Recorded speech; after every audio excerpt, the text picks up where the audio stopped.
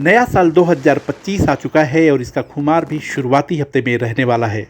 लेकिन साल 2025 में भारतीयों के लिए 1 फरवरी बेहद अहम दिन होने वाला है। यकीन मानिए, महंगाई, घटती इनकम और बढ़ती बेरोजगारी की आफत सिर से हटेगी या इससे भी बुरी होगी, इसी दिन तय होगा। हम ऐसा इसलिए कह रहे हैं क्योंकि मोदी सरकार शायद कोविड-19 के बाद सबसे चुनौती भरा बजट पेश करने वाली है। लोगों की परेशानी का आलम कितना है, इसे एक आरटीआई में हुए खुलासे से समझा जा सकता है। लोग अपने बच्चों की फीस और घर खर्च को पूरा करने के लिए गोल्ड लोन ले रहे हैं, लेकिन उनकी मजबूरी का आलम ऐसा है कि वह लोन भी नहीं चुका पा रहे।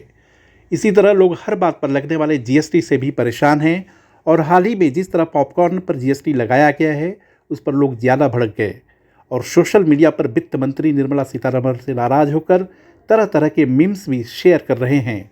मीम्स के जरिए आप देख सकते हैं कि लोग कैसे गुस्सा निकाल रहे हैं। नया साल घरेलू मार्केट के अलावा बाहर के एक बड़े खतरे की दावत दे रहा है। दुनिया के सबसे शक्तिशाली देश अमेरिका को लेकर हालिया रिपोर्ट बड़े खतरनाक संकेत दे रहे हैं।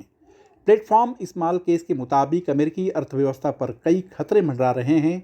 बढ़ते कर्ज और बाजार असंतुलन की वजह से वहां मंदी आ सकती है। स्टॉक, बिटकॉइन, लिवरेज्ड इन्वेस्टमेंट और मीम स्टॉक में उछाल आ रहा है। इस तरह का पागलपन से भरा हुआ उत्साह कोविड लॉकडाउन खत्म होने के बाद भी देखा गया था। इसी तरह 2010 के बाद पहली बार क्रेडिट कार्ड डिफॉल्टर की संख्या 4% से ज़्यादा हो गई है। वहीं S&P 500 all time high PE ratio पर कारोबार कर रहा है। मंदी का एक प्रमुख इंडिकेटर साहम रूल भी अगस्त 2024 में 0.57% तक बढ़ गया है। यह इंडिकेटर बेरोजगारी के खतरनाक स्तर को दिखा रहा है। इसके अलावा ट्रंप भी जनवरी में सत्ता संभालेंगे, जो भारत समेत दुनिया की इकोनॉमी के लिए टैरिफ वार भी छेड़ सकते हैं। इन सब रिस्क को देखते हुए आम आदमी छोड़िए, देश का उद्योग जगत भी बड़ी राहत की उम्मीद कर रहा है। देश का प्रमुख उद्योग संगठन CII ने भी वित्त मंत्री निर्मला सीतारमण से 20 लाख रुपए तक की इनकम वाले लोगों को इनकम टैक्स में छूट की वकालत की है। उसका कहना है कि महंगाई के बोझ से लोग खपत नहीं कर पा रहे हैं। ऐसे में सरकार को लोगों की जेब में पैसा देना चाहिए। सरकार को पेट्रोल डीजल सस्ता करना चाहिए। लोग टैक्स के बोझ से परेशान हैं, जबकि अंतर्राष्ट्रीय बाजार में कीमतें 40% तक गिर गई हैं। इस तरह ग्रामीण इनकम बढ़ाने के लिए मनरेगा रेट में भी बढ़ोतरी जरूरी है। CII की तरह दूसरे संगठन भी ऐसे ही मांग कर रहे हैं।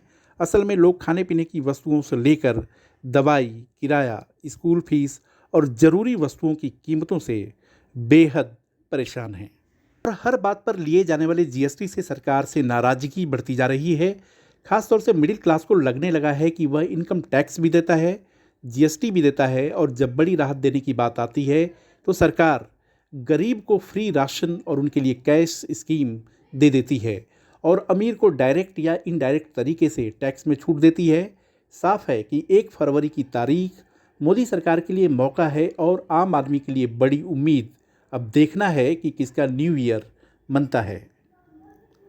वीडियो को लाइक, शेयर और सब्सक्राइब करें और हाँ, कमेंट भी ज़रूर करें। देखते रहिए इंडिया अड्डा।